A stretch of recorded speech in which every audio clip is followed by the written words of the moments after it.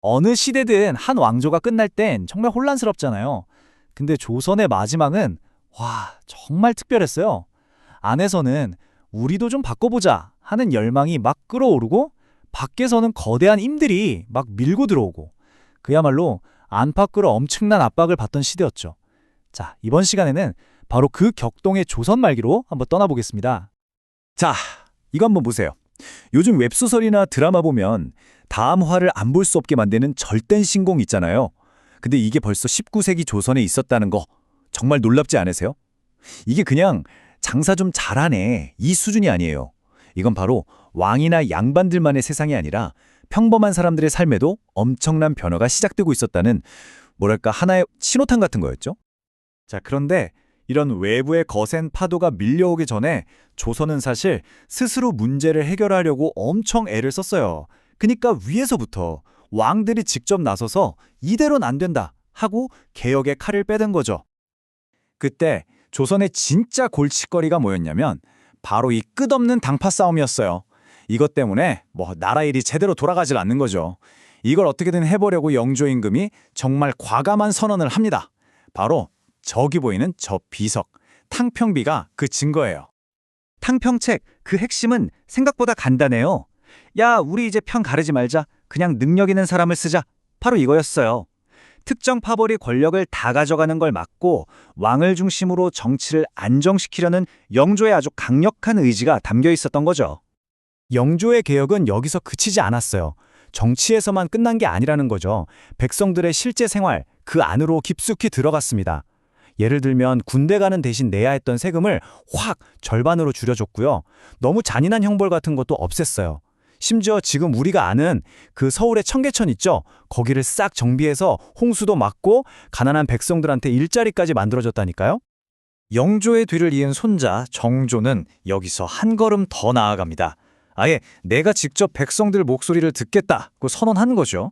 왕이 지나가는 길을 백성들이 징이나 꽹과리를 쳐서 막아 세운 다음에 전하, 억울합니다 하고 직접 호소할 수 있는 제도, 바로 격쟁을 아주 적극적으로 활용했어요. 말 그대로 왕이 직접 백성들 삶 속으로 걸어 들어간 셈이죠. 근데 여러분, 역사의 변화라는 게 항상 위에서만 시작되는 건 아니잖아요? 같은 시간, 조선사회 저 밑바닥에서는 정말 어마어마한 에너지가 부글부글 끓어오르고 있었어요. 네, 드디어 서민들의 시대가 열리고 있었던 겁니다. 이 거대한 변화의 시작점은 놀랍게도 밥이었어요. 모내기 같은 새로운 농사법 덕분에 쌀 생산량이 말 그대로 폭발적으로 늘어났거든요. 그래서 부를 쌓는 농민들도 생겨나기 시작했죠. 이게 왜 그렇게 중요하냐면요. 역사상 처음으로 수많은 평범한 사람들이 오늘 뭐 먹고 살지? 이 걱정에서 조금이나마 벗어나서 돈과 시간이라는 걸 손에 쥐게 된 거예요. 정말 엄청난 변화였죠. 자, 바로 이 지점에서부터 아주 놀라운 연쇄 반응이 시작돼요. 경제적으로 좀 여유가 생기니까 사람들이 이제 새로운 걸 찾기 시작하는 거예요. 그게 바로 문화에 대한 갈증이었습니다. 그 결과 서민들이 직접 자신들만의 놀거리를 만들어내기 시작했어요. 구성진 가락으로 이야기를 풀어내는 판소리도 있었고요. 탈을 쓰고 양반들의 위선을 아주 신랄하게 꼬집는 탈춤 같은 것들이 장터 곳곳에서 열렸죠. 근데 이게 그냥 재밌게 노는 데서 끝나는 게 아니었어요. 이 장터가, 이 마당이 바로 서민들이 자기들 목소리를 내는 새로운 광장이 된 거죠. 그림 역시 더 이상 양반들만의 것이 아니었어요. 서민들은 민화라는 그림에 자신들의 소박한 꿈과 소망을 담아냈습니다. 나쁜 기운은 이 호랑이가 막아주고 좋은 소식은 저 까치가 물어다 주길 바라면서요. 그렇게 그림으로 복을 빌었던 거죠. 아주 소박하지만 정말 강력한 그들만의 예술이 탄생한 거예요. 자, 이렇게 안에서는 왕의 개혁과 서민들의 성장이란 변화가 무르익어 있었는데 바로 그때 전혀 예상치 못했던 세 번째 거대한 힘이 조선을 덮칩니다. 그건 바로 서양 세력, 우리가 외부 세계라고 부르는 것의 등장이었죠. 갈등의 핵심은 아주 명확했어요. 조선은 수백 년 동안 문을 꽁꽁 닫고 있었는데 서양 강대국들은 문 열어라, 우리랑 장사하자 하면서 그 문을 아주 거세게 두드리기 시작한 거죠. 말로 해서 안 되니까 결국 그들은 힘을 쓰기 시작합니다. 1866년에는 프랑스가 그리고 5년 뒤인 1871년에는 미국이 강화도로 쳐들어왔어요.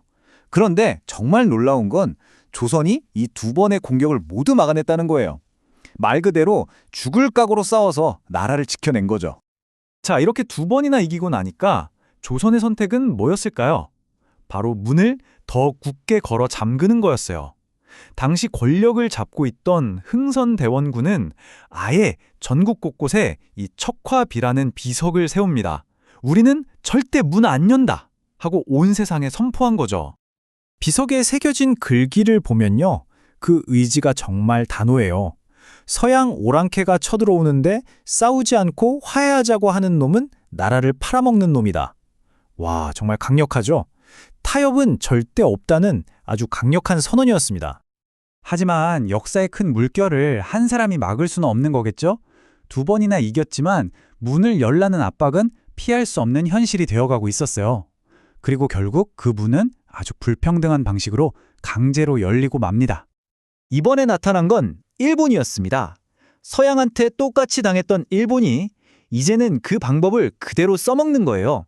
일부러 군사 충돌을 일으켜 놓고는 야, 너희 때문에 우리가 피해봤잖아 하면서 군함을 끌고 와서 조선을 위협한 거죠.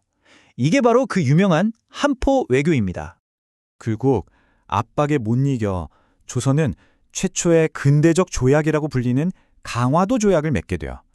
근데 그 내용을 뜯어보면 이건 전혀 평등하지가 않았어요. 일본은 조선의 해안을 자기들 마음대로 측량할 권리를 가져갔고 또 가장 무서운 건 치외법권이라는 조항이었어요. 이게 나중에 조선의 주권을 아주 뿌리째 흔들어버리는 독소 조항이 되거든요. 이 그림 한 장이 치외법권이 얼마나 말도 안 되는 건지 아주 잘 보여주네요. 이게 뭐냐면 일본 사람이 조선 땅에 와서 무슨 죄를 짓든 조선의 법으로는 처벌할 수가 없게 된 거예요. 우리 땅에서 우리 법이 힘을 못 쓰는 거니까 주권을 정말 심각하게 침해당한 거죠. 자, 이렇게 문이 강제로 활짝 열려버리니까 이제 문제는 안에서 터져 나옵니다. 조선이 극심한 내부 분열에 휩싸이게 된 거죠. 앞으로 우리나라를 어떻게 해야 하나? 이 방향을 놓고 저마다 생각이 다 달랐던 거예요. 이 타임라인을 한번 보세요. 불과 20년도 안 되는 짧은 기간 동안 일어난 일들입니다. 프랑스랑 미국이랑 전쟁했죠? 불평등 조약으로 문을 열었죠? 그리고 결국에는 나라 안에서 쿠데타까지 일어나요. 정말 숨막힐 정도로 빠른 속도로 사건들이 터졌고 나라는 그야말로 거대한 소용돌이 속으로 빨려 들어갔습니다. 1884년 김옥균 같은 젊은 개혁가들은 이대로는 안 된다. 더는 못 기다린다고 생각했어요. 그래서 일본의 메이지 유신을 모델로 삼아서 청나라 건섭도 끊고 신분제도 없애고 이 낡은 시스템을 한 방에 싹 바꾸려고 한 거죠. 하지만 이 갑신정변은 너무 급진적이었을까요? 결국 외부 세력이 개입하고 또 백성들의 지지를 얻지 못하면서 딱 3일 만에 비극적인 실패로 끝나버리고 맙니다. 왕의 개혁, 아래로부터의 성장, 그리고 외부로부터의 거대한 충격, 이 세 가지가 한데 뒤엉켰던 조선의 마지막. 어쩌면 그들은 이런 거대한 질문 앞에 서게 된 게 아닐까 싶어요. 내 의지와 상관없이 세상의 문이 강제로 열렸을 때 과연 어떻게 나를 잃지 않으면서 새로운 미래로 나아갈 수 있을까? 이 질문은 사실 격변의 시대를 사는 오늘날 우리에게도 여전히 유효한 질문이 아닐까요?